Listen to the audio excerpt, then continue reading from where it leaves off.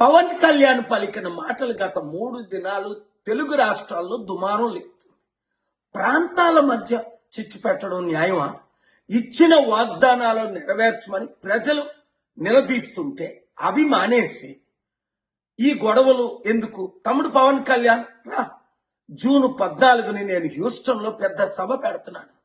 అంతేకాకుండా నవంబర్ 3 వరకు అమెరికాలో మన తెలుగు సత్తా, మన భారతీయుల సత్తా చూపిద్దాం. ఇమిగ్రేషన్ ప్రాబ్లమ్ సాల్వ్ చేద్దాం. అమెరికాలో ఉన్న భారతీయులందరికీ గుడ్ న్యూస్, ముఖ్యంగా తెలుగువారు బాగా వినండి.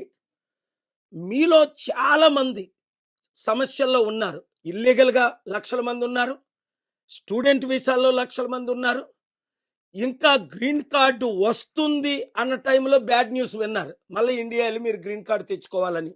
ఈ విషయాలన్నీ మోస్ట్ పవర్ఫుల్ అమెరికన్ లీడర్తో అనేక సార్లు నేను మాట్లాడాను. నిన్న కూడా 73 నిమిషాలు.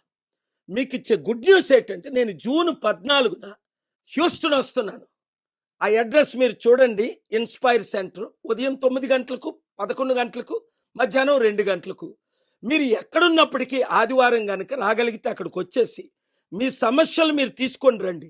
ఈ గుడ్ న్యూస్ని మన తెలుగు రాష్ట్రాల్లో ఉన్నవారు, ఇండియాలో ఉన్నవారు, ఇతర దేశాల్లో ఉన్నవారు అందరికీ మీడియా ద్వారా మీరు పంపించండి. అనేక మంది సూసైడ్ చేసుకుంటున్నారు.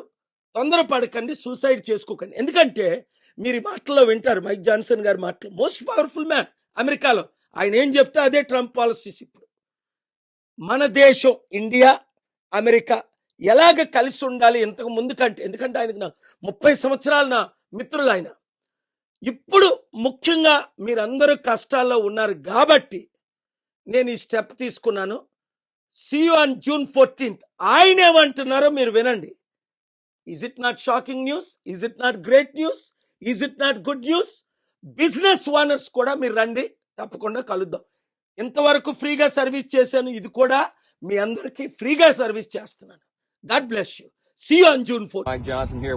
My friend Dr. K.A. Paul is doing rallies and summits all across America and bringing the good news to people who need to hear it. I've been watching his work since the early 90s, mid-90s when I got involved and saw him doing Promise Keepers and he does gospel rallies around the world everywhere. We're glad to have him and hope you'll be there. Hope to see you at one of these events.